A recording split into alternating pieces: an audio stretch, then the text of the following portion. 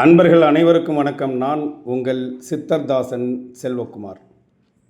ஒரு மிக தெரிந்து கொள்ள வேண்டிய ஒரு அற்புதமான சில விளக்கங்களுக்காக இந்த பதிவு. அதாவது செய்வனை, ஏவல், சூனியம், கர்மா, இதனுடைய பாதிப்புகளெல்லாம் எப்படி இருக்கும், அது எப்போ வேலை செய்யும், அப்படி நமக்கு இருந்தால் அதை எப்படி நாம் சரி செய்து கொள்வது அப்படின்றதுக்கு தேவையான ஒரு பதிவு. இப்போ செய்வனை அப்படின்றத நம்ம வச்சோன்னு வச்சுக்கோங்களேன். அந்த செய்வனையை பொறுத்த வரைக்கும் யார் வேணாலும் யாருக்கு வேண்டுமானாலும் செய்வனை செய்யலாம். இப்போ ஒரு மனிதருக்கு நல்லது செய்யணும் அப்படின்னு நம்ம நினச்சா அது ரொம்ப கஷ்டம். அந்த நல்லது செய்கிறதுக்கு தான் இன்றைக்கி ஆட்கள் இல்லை. அது உறவுக்காரர்களாக இருக்கட்டும், அல்லது உடன் பிறந்தவர்களாக இருக்கட்டும், யாராக இருந்தாலும், சொந்த பந்தமாக இருந்தாலும் சரி, நட்பாக இருந்தாலும் சரி, நல்லது செய்கிறதுக்கு ஒரு ஆள் இருக்காங்க அப்படின்னா அது ஒரு மிகப்பெரிய விஷயம். அதெல்லாம் நம்ம பூர்வ ஜென்மத்தில் செய்த பாக்கியம் அப்படின்னு நம்ம நினச்சிக்கலாம்.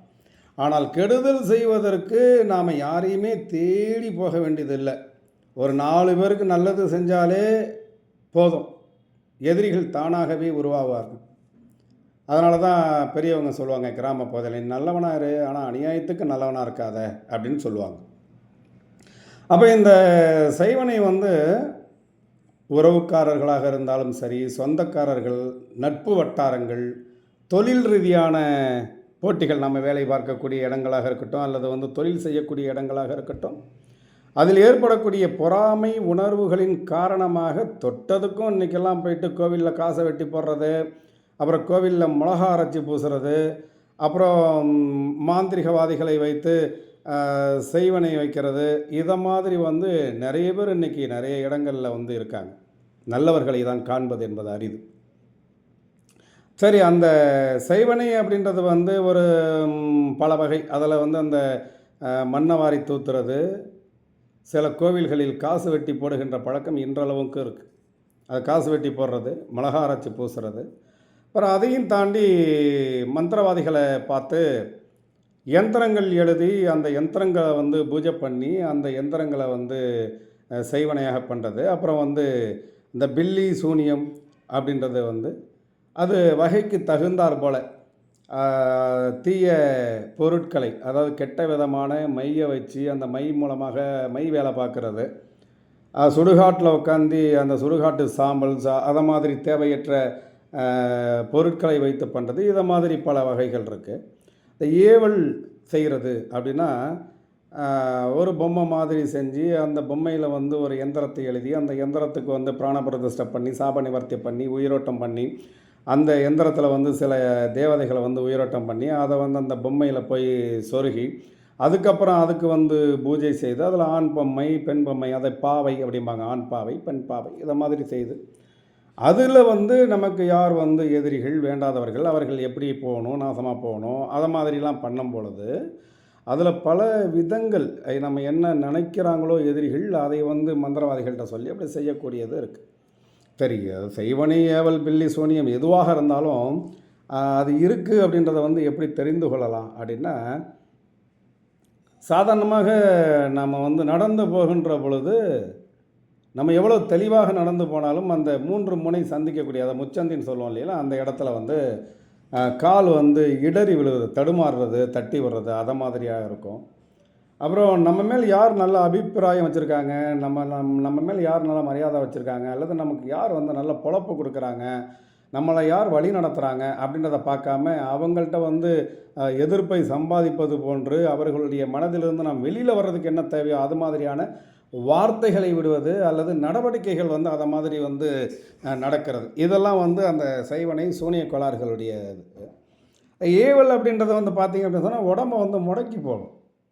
நல்லா இருப்பாங்க, இடுப்பு வலி, கை வலி, கால் வலி, அல்லது தலைவலி, அல்லது வேறு ஏதோ ஒரு வகையான பாதிப்புகள், சித்த மருந்து சாப்பிட்டேன், அலோபதி சாப்பிட்டேன், ஹோமியோபதி சாப்பிட்டேன், எல்லா விதமான டாக்டரையும் பார்த்துட்டேன், அப்புறம் ரிசல்ட்டு எத்தனை விதமான பரிசோதனை இருக்குது எல்லாமே செஞ்சுட்டேன், ஆனால் எல்லாமே நார்மல்னு சொல்கிறாங்க, ஆனால் உடம்பு மட்டும் இன்னும் சரியாகலை அப்படின்னு புலம்பக்கூடியவர்களை நான் எத்தனையோ பேரை சந்திச்சிருக்கேன். இங்கே வந்து நல்லா இருக்கிறாங்கன்னு வச்சுக்கோங்களேன், சித்தர்களுடைய கருணையால். ஆனால் இதெல்லாம் வந்து அந்த ஏவல் செய்வனை கோளாறுகளுடைய பாதிப்பு. குடும்பத்தில் வந்து பார்த்தீங்க அப்படின்னு சொன்னால், ஒரு சுபிட்சமான நிலை என்பது வந்து டக்குன்னு மாறிடும். அதாவது ஒரு நாளைக்கு 2 வேளை குளிக்கக்கூடியவர்கள் இருக்கிறாங்க. அவங்க வந்து திடீர்னு பார்த்தீங்கன்னா, "இல்ல நாளைக்கு குளிச்சுக்கலாம் போ" அப்படின்ற மாரி இருப்பாங்க. வீட்டை வந்து பெண்மணிகள் ஒரு நாளைக்கு 2 முறை, 3 முறை வந்து பெருக்கி சுத்தம் பண்ணுறவங்க, "அப்புறம் பண்ணிக்கலாம்" அப்படின்னு இருப்பாங்க. அதே மாதிரி அவர்கள் அந்த என்ன விதமா ரசனையோடு உணவு சமைக்கக்கூடியவர்களாக இருந்தாலும், அந்த சமையல்ல வந்து தடுமாறுவது. ஒரு அற்புதமா எங்க வீட்ல மீன் குழம்பு வச்சாங்கன்னா ரொம்ப அற்புதமா இருக்கும். 4 வீட்ல மணக்கும் அப்படின்ற பேச்சு மாதிரி. என்னன்னே தெரில, மீன் குழம்பு நான் ரொம்ப ஆசையா சாப்பிடுவேன். ஆனா முகத்துல அடிச்ச மாரி போய் தெகட்டுது, சாப்பிடவே பிடிக்கல அப்படின்றது. அத பரிமாறுகின்ற போது எப்பயும் இருக்கிற மாதிரி அந்த அன்பு மிக்ஸ் பண்ணி அன்பையும் சேர்த்து பரிமாறக்கூடியது, அந்த நிலைமை மாறி கடமைக்கு பரிமாறக்கூடியது என்கக்கூடிய ஒரு நிலை வரும். இதில வந்து ஒரு காரம் வந்து அதிகமா போயிடுச்சே, உரப்பு அதிகமா போயிடுச்சு, கொஞ்சம் கவனிக்கக்கூடாதா அப்படின்னா, "என்ன பார்த்து நீ இப்படி சொல்ட்டியா? அப்ப இத்தன நாள் நாங்க சமைக்கலையான்னு" சொல்லி வாக்குவாதங்கள் பண்றது. அதே மாரி வீட்ல இருக்கக்கூடிய குழந்தைகள், படிப்பில் திடீரென்று நாட்டம் இல்லாமல் செல்வது, அப்புறம் சோம்பேறித்தனமாக உற்சாகமாக இருக்கக்கூடிய குழந்தைகள், சோம்பேறித்தனமாக மாறி விடுவது, படிப்பில் நாட்டம் இல்லாமல் போவது, ஒற்றுமை இல்லாமல் போவது, செய்கின்ற தொழிலில் ஆர்வம் இல்லாமல் போவது, வீட்ல வந்து விளக்கேத்தக்கூடியவர்கள், காலை, மாலை 2 வேளை விளக்கேத்தக்கூடியவர்கள், சில பேர்ல வந்து தினந்தோறும் விளக்கேத்தக்கூடியவர்கள், சில வீடுகள்ல வந்து செவ்வாய், வெள்ளி மட்டும் தாங்க விளக்கேத்துவேன். பொதுவா விளக்கு ஏத்துறதுங்கிறது வந்து தினந்தோறுமே விளக்கேத்தணும். அதில சில பேர் வந்து சூழ்நிலையின் காரணமாக நான் செவ்வாய்க்கிழமை, வெள்ளிக்கிழமை மட்டும் தான் விளக்கேத்துவேன். ஆனா இப்போ மாசக்கணக்காகுதுங்க. விளக்கேத்தணும்னு நெனச்சாவே, ஒண்ணு அன்னைக்கு தலைக்கு ஊத்திக்கிற நாள் வந்துருது, இல்ல அப்படின்னா ஏதாவது வெளியூர் ப்ரோகிராம் வந்துருது, இல்ல ஆஸ்பத்திரி அங்க இங்கன்னு சொல்லிட்டு அலையிற மாரி வந்துருது. ஸோ, அப்போ வந்து விளக்கேத்த முடியல. அதே மாரி வந்து தியானம் பண்ணக்கூடிய வழக்கம் கொண்டவன் நானு. ஆனா தியானமே பண்ண முடியல. தியானம் பண்ணணும்னு நெனச்சாவே ஒரு மாரி மயக்கமா இருக்கு. சாமி கும்பிடணும்னு நெனச்சு போனா கொட்டாவி கொட்டாவியா வருது. ஒரு மனச வந்து நிலைநிறுத்தி சாமி கும்பிட முடியல. இத மாரி இருக்கிறது. குடும்பத்தில மனசு விட்டு பேசுறது. இது எல்லாமே மாறும். தொழில்ல வந்து கவனம் இருக்காது. இல்ல கடன உடன வாங்கி வியாபாரத்தில முதலீடு போட்டாலும், அதில வந்து வியாபாரம் வந்து மிக மந்தமான நிலையில இருக்கிறது. இத மாதிரி பல்வேறு சிமிட்டங்ஸ்லலாம் குடுக்கும். அப்புறம் வண்டி வாகனங்கள்ல விபத்து ஏற்படுறது, வண்டி வாகனங்கள் செலவு வச்சுக்கிட்டே இருக்கிறது. அப்புறம் வீடுகள்ல வந்து பார்த்தீங்க அப்படின்னு சொன்னாக்கா, நம்ம வந்து ஆ வாடகை வீட்லயே இருந்தோம்னா கூட நிம்மதி இல்லாமல் இருக்கிறது, செவுரு வந்து தெறிப்பு விடுறது. இத மாதிரி பல்வேறு விதமான விஷயங்கள வந்து அந்த செய்வனை, சூனிய கோளாறுகள் அப்படின்றது வந்து குடுக்கும். ஸோ, இதுக்கு செய்வினையை ஸ்தம்பன மந்திரம்னு இருக்கு. அது ஸ்தம்பன மந்திரம் சொல்லி செய்வனை வந்து வேலை செய்யாம, அத வந்து செய்வனையை ஸ்தம்பிக்க வைப்பது. அல்லது எதிரிகள் வந்து திரும்ப திரும்ப செய்துகிட்டே இருந்தாங்க அப்படின்னு சொன்னா, அந்த செய்வனைய வந்து திருப்பி விடுறது. அந்த செய்வனை பாதிப்பு திரும்ப வராமல் இருக்கிறதுக்காக வீட்டுக்கு தேவையான தெய்வ கடாட்சத்தை உண்டு செய்து, தெய்வ நடமாட்டத்தை வரவழைத்து, நமக்கும் நாம் இருக்கக்கூடிய இடங்களுக்கும், தொழில் நிறுவனங்களாக இருக்கட்டும், வீடா இருக்கட்டும், நம்மை சார்ந்தவர்களாக இருக்கட்டும், எல்லாருக்கும் பாதுகாப்பு கவசங்கள் ஒரு தெய்வத்தினுடைய அனுக்கிரகத்தோட குடுக்குறது. இது எல்லாமே வந்து இருக்கு. எல்லாற்றுக்கும் வந்து மாற்று நடவடிக்கை அப்படின்றது இருக்கு. அதுக்கு உண்டான நிபுணத்துவம் வாய்ந்தவர்கள், அனுபவம் வாய்ந்தவர்கள் நெறைய பேர் இருக்காங்க. ஆனா, இந்த கர்மா அப்படின்னு ஒண்ணு இருக்கு பாருங்களேன். இந்த கர்மா முதல்ல வந்து உண்மைதானா? இந்த கர்மா என்பது உண்மைதானா? இந்த கர்மா அப்படின்றது வந்து எப்படி வேலை செய்யும்? எப்ப வேலை செய்யும்? அத உண்மையிலேயே நம்பலாமா? அப்படின்னு கேள்வி நெறைய பேர் என்கிட்ட கேட்டதுனால தான் இந்த பதிவு அவசியமா நான் போடுறேன். இந்த கர்மா என்பது வந்து பூர்வ ஜென்மத்தில் நாம் செய்ததனுடைய வினை, கர்ம வினை அப்படின்னு அர்த்தம். அது மட்டுமல்ல, இப்ப நம்ம வாழ்ந்துகிட்டு இருக்கிறது கலியுகத்தில வாழ்ந்துட்டு இருக்கோம் இல்லையா? இந்த கலியுகத்தை பொறுத்தவரைக்கும் பார்த்தீங்க அப்படின்னு சொன்னா, நாம இன்னைக்கு செய்து சாகுற டயத்துல போயிட்டு ஒரு தண்டனை அனுபவிக்கிறது அந்த காலம். ஆனா, இப்ப கலியுகம் அப்படின்றதுனால, இப்ப யாரு தவறு செய்தாலும் உடனுக்குடன் தண்டனைய கடவுள் குடுத்துக்கிட்டு இருக்கான். அது யாரா வேணாலும் இருக்கட்டும். தப்புன்னு ஒண்ணு பண்ணிட்டான் சார், பாருங்க அவன் நின்ன நிலைக்கு இப்ப எப்படி போய்ட்டான் பார்த்தீங்களா? அப்படின்னு வந்து காதுபட பேசக்கூடியவர்களையும், அந்த பேச்சை வாங்கக்கூடியவர்களையும் நம்ம வந்து பார்த்துட்ருக்கோம். அன்றைக்கி பாருங்கள் ஒரு டீக்கு வழி இல்லாமல் இருக்கான், இன்றைக்கி பாருங்கள் காரு வீடு பங்களான்னு சொல்லிட்டு ஜம்முன்னு இருக்கான். அதையும் பார்த்துருக்கான். அப்போ எல்லாத்துக்குமே வந்து கர்மா தான் காரணம். சரி, பூர்வ ஜென்மத்தில் நாம் செய்து விட்டோம். அது வந்து போன ஜென்மத்தில் எங்கேயோ பிறந்தோம், எங்கேயோ வளர்ந்தோம், எப்படியோ இருந்தோம். அதுக்கு வந்து ஏதோ ஒரு காசி ராமேஸ்வரம் மாதிரி அதுக்கு உண்டான அந்த ஜாதகத்தை பார்த்து கர்மா எதன் மூலமாக வந்தது, எப்படி வந்தது, எந்த வகையில் வந்தது, அதற்கு என்ன விதமான கோவிலுக்கு போகணும், எப்படி குளிக்கணும் அப்படின்ற ஒரு பரிகாரங்கள் அது செய்துக்கிறது ஒரு வகை. இன்னொரு வகை, இந்த கலியுகத்தில் கர்மா எப்படி வேலை செய்யுது அப்படின்னா, நாம் வந்து மனசார யாரோ ஒருத்தரை வந்து நம்பி அவருக்காக நம்ம வந்து எல்லாவற்றையும் வந்து கொடுத்து, உதாரணமாக வந்து குறிப்பாக ஒரு வரியில் சொல்கிறதுனா, நம்ம வீட்டு சமையல் கட்டு வரைக்கும் அவங்கள விட்டு, நாம் சாப்பிட்லனா கூட அவங்க சாப்பிடணும்னு சொல்லி அவர்களுடைய நலனில் அக்கறை கொண்டு, நாம் நல்ல துணி போடலனாலும் பரவாயில்ல, அவங்க நல்லா இருக்கணும் அப்படின்னு சொல்லி அவர்களை வந்து மேன்மைப்படுத்தி இவ்வளவுலாம் செய்யும் பொழுது அவன் வந்து மறக்க முடியாத வாழ்க்கையில் மறக்க முடியாத பெரிய ஒரு அடியை கொடுத்து நம்பிக்கை துரோகம் பண்ணிட்டு போவான் பாருங்கள். அது கர்மா. அது இந்த ஜென்மத்தில் செய்யும் மனிதர்களுக்கு, அது ஆணாக இருக்கட்டும் பெண்ணாக இருக்கட்டும், இந்த ஜென்மத்திலேயே அவர்கள் அதற்குண்டான தண்டனையை அனுபவிக்கக்கூடிய காலம்தான் கலியுகம். அதற்கு பெயர்தான் கர்மா. அதே மாதிரி நம்மளுடைய பெற்றோர்கள் நல்லவங்களாக இருக்கட்டும் அல்லது கெட்டவங்களாக இருக்கட்டும், நமக்கு வந்து நல்லது கெட்டது செய்யக்கூடியவர்களாக இருக்கட்டும் அல்லது செய்யாதவர்களாக இருக்கட்டும், நம்மை புறக்கணிப்பவர்களாக கூட இருக்கட்டுமே, இந்த பூமியில் நாம் இருக்கிறதுக்கு நடமாடுறதுக்கு காரணமாக இருக்கக்கூடியவர்கள் தாயும் தந்தையும் தான். இந்த தாய்க்கும் தந்தைக்கும் ஒரு மகனாக தாயும் தந்தையும் ஒரு பெற்றவராக இருந்து தன்னுடைய கடமையை செய்யாமல் புறக்கணிக்கிறாங்க அப்படின்னா அது அவர்களுடைய கர்மா. அதை வந்து அவர்கள் வந்து அனுபவிச்சிருவாங்கன்னு வச்சுக்கோங்க. ஆனால் ஒரு மகனாக அல்லது மகளாக இருந்து பெற்றவர்களுக்கு செய்ய வேண்டிய கடமை, அவர்களுடைய நோய்வாய்ப்பட்டிருக்கக்கூடிய காலகட்டத்தில் அவர்களை வந்து பராமரிக்கிறது, அவர்களுடைய பசி அறிந்து முகம் அறிந்து அவர்களுடைய வாட்டத்தை பார்த்து அவர்களுடைய வாட்டத்தை போக்குவது, பசியை போக்குவது, உடல் ரீதியான உபாதைகள் இருந்துச்சு அப்படின்னு சொன்னால் அதுக்காக நம்மால் முடிந்த வரை வந்து உதவி செய்வது நம்மளுடைய கடமை. பெற்றவர்களுக்கு சாப்பாடு போடுறது. ஏன்னா எனக்கு தெரிஞ்சு பல இடங்களில் பெற்றவங்களை மதிக்காத நிறைய பேரை பார்த்துட்ருக்கேன். இந்த பெற்றவர்களை மதிக்காதவர்களை பார்க்குறதும் ஒரு பக்கம், அந்த மதிக்காதவர்களை நான் ஒரு 20 வருடங்களுக்கு 25 வருடங்களுக்கு முன்பு பார்த்தது இப்போது பார்க்கும்போது அவர்கள் கஷ்டப்படுவது அதையும் நம்ம வந்து பார்த்துட்ருக்கோம்.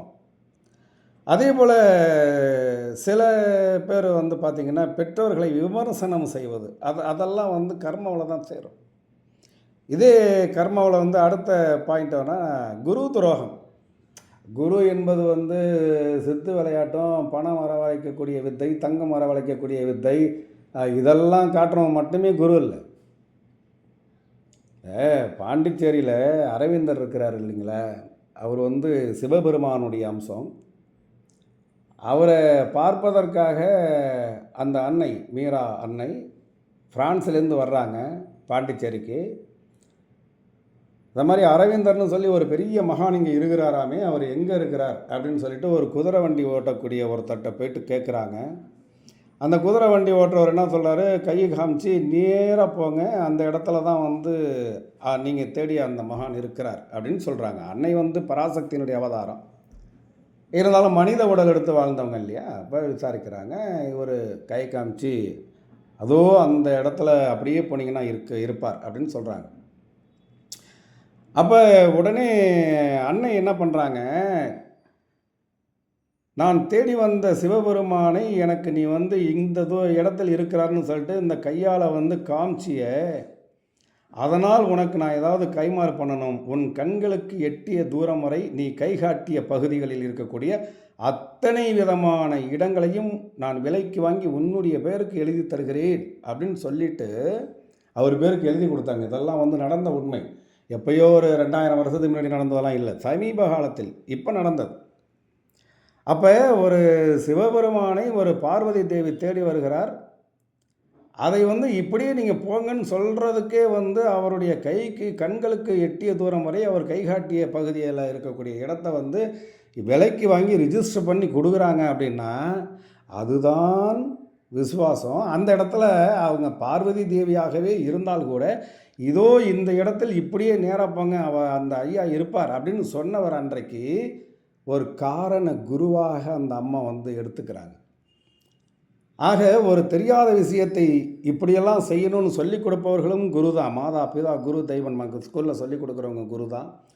சும்மா ஒரு பாட்டு கற்றுக்க போகிறோம், அதை பாட்டு கற்றுக்கிட்டோம் அப்படின்னாவே அதை கற்றுக் கொடுக்கக்கூடியவர்கள் குரு தான். ஒரு ட்ரம்ஸு கற்றுக்குறோம் அல்லது வேறு ஏதோ புல்லாங்குழல் கற்றுக்குறோம், ஏதோ ஒன்று அதை கற்றுக்கிறவங்க குரு தான். இல்லை நான் ஒரு டீ கடையில் டீ மாஸ்டர் வேலைக்கு போகிறேன், நீ இப்படி தான் டீ போடணும்னு ஃபஸ்ட்டு ஒருத்தர் எனக்கு சொல்லிக் கொடுப்பாரு, அவரும் குரு தான். பரோட்டா போட சொல்லிக் கொடுக்குற ஒரு குரு தான்.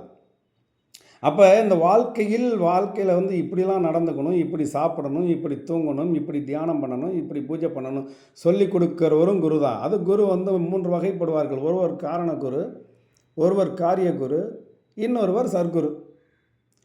அப்போ இந்த விஷயத்தை இப்படி செய்யுங்கள் என்று சொல்லக்கூடியவர்கள் அதை வயது வித்தியாசம் கிடையாது. சின்ன குழந்தையாக இருந்தாலும் அந்த இடத்துல வந்து குருவாக தான் இருக்கிறாங்க. ஆனால் அப்படிப்பட்டவர்களுடைய வயிறு எரிய விடுவதும் குரு துரோகம்தான். அதே மாதிரி இன்றைக்கி நிறைய என்னை தேடி ஜோதிட ஆலோசனைக்காக வருவாங்க இல்லையா, என் கூட பிறந்த சகோதரர் சொத்தை பிடுங்கி கொண்டு ஏமாற்றி விட்டார், என் உடன் பிறந்த சகோதரி என்னுடைய சொத்தை பிடுங்கி கொண்டு ஏமாற்றி விட்டார், நான் முழுமையாக நம்பி என்னுடைய சொத்துக்களையும் வியாபாரத்தையும் பார்த்துக்க சொல்லிவிட்டு வெளிநாட்டுக்கு வேலைக்கு போனாங்க, இந்த குடும்பம் நல்லா இருக்கணும்னு வந்து பார்க்கும்போது எல்லாத்தையும் அவன் பேரில் மாற்றிட்டான். என்னன்னு போய் கேட்டால் ஆள் வச்சு அடிக்க வராங்க. அதுவும் துரோகம்தான், அது கர்மாவில் தான் சேரும். அப்போ இந்த அடுத்தவருடைய சொத்தை அபகரிப்பது, அதே மாதிரி அடுத்தவருடைய கணவனை அபகரித்து கொள்வது, அடுத்தவருடைய மனைவியை அபகரித்து கொள்வது, இது எல்லாமே துரோகம், அது எல்லாமே கர்மாவில் தான் சேரும். சரி, இந்த கர்மா எப்போ வேலை செய்யும் அப்படின்னா, நான் வளர்த்து ஆளாக்கி நீ நல்லா இருக்கணும்னு நினச்சேன், எனக்கு இப்படி துரோகம் பண்ணிட்டு குரு துரோகம் பண்ணிட்டு போயிட்டியடா அப்படின்னு சொல்லி ஒரு குரு வந்து மனசுக்குள்ளே போட்டு புழுங்கி வெம்பி வெடிக்கிறான் பாருங்க. அதுவும் நீ என்னை எப்படியாவது காப்பாற்றுவேன்னு நினச்சி உன்னை நான் வந்து வளர்த்தனே, கடைசியாக நீ வந்து கல்யாணம் ஆன உடனே என்னை வந்து அனாதாசிரமத்தில் கொண்டு போய் தூக்கி போட்டு போயிட்டேன்னு சொல்லி ஒரு பெற்றவர்கள் மனவேதனையோடு வெம்பி புழுங்கி வெடிப்பார்கள். அது சொத்துக்களை பறிகொடுத்த அண்ணனோ அக்காவோ தம்பியோ தங்கையோ, அல்லது தன் மனைவியை பறிகொடுத்த கணவனோ அல்லது தன் கணவனை பறிகொடுத்த மனைவியோ, என் வாழ்க்கையில் மண்ணவாரி போட்டுட்டு நான் இவ்வளோ நம்பினேன், எனக்கு துரோகம் பண்ணி என்னை இப்படி அனாதையாக ரோட்டில் நிற்க வச்சுட்டு போயிட்டானேன்னு சொல்லி வயிறு எரிந்து அந்த ஒரு நாளும் சாப்பிடாமல் தூங்காமல் வேதனையோடு வெம்பி வெம்பி வெம்பி கடவுளே இதுக்கு ஒரு தீர்வு இல்லையா, எனக்கு நீதி கிடைக்காதா அப்படின்னு சொல்லிட்டு புழுங்குறான் பார்த்தீங்களா, அவனுடைய மனதில் வேதனையினுடைய வெளிப்பாடு ஒரு நாளும் முட்டி மோதி வெம்பி வெட்டிச்சு எரிமலை மாதிரி அப்படி சதறம் பாருங்கள், பூகம்பம் மாதிரி வெட்டிக்கும் பாருங்கள். அப்போதுதான் அந்த வினையை விதைத்தவர்களுக்கு, துரோகம் செய்தவர்களுக்கு கர்மா என்பது வேலை செய்ய ஆரம்பிக்கும். அப்போ அவங்களுடைய எப்படி இருக்கும், கிரக நிலைகள் அவர்களுக்கு சாதகமற்ற நிலையில் இருக்கும், தசாபத்திகள் சாதகமற்ற நிலையில் இருக்கும். சரி, இந்த கர்மாவை நாம் நிவர்த்தி செய்து கொள்வதற்கு என்ன செய்வதுன்னா, அதுக்கு ஒரே வழி, நம்ம யார் வயிறை எரிய விட்டுமோ அவர்களுடைய மனது மீண்டும் நிம்மதி அடைவது போல அவர்களிடமே சரணடைந்து அவர்களுக்கு வந்து நாம் மன்னிப்பு கேட்டு அவர்களுக்கு நம்ம என்ன துரோகம் செய்தோமோ அதுக்கு நிவர்த்தி செய்வது ஒரு வகை. இன்னொன்று, ஞானியர்களை போய் சரணடைவது, சித்தர்கள் மகான்களை தாண்டி ஞானியர்களை போய் சரணடைவது, இதுவும் ஒரு வகை. இதனுடைய தொடர்ச்சி அடுத்தடுத்த பதிவில் வெளியிடுறேன். மீண்டும் வேறொரு பதிவில் சந்திப்போம். வணக்கம்.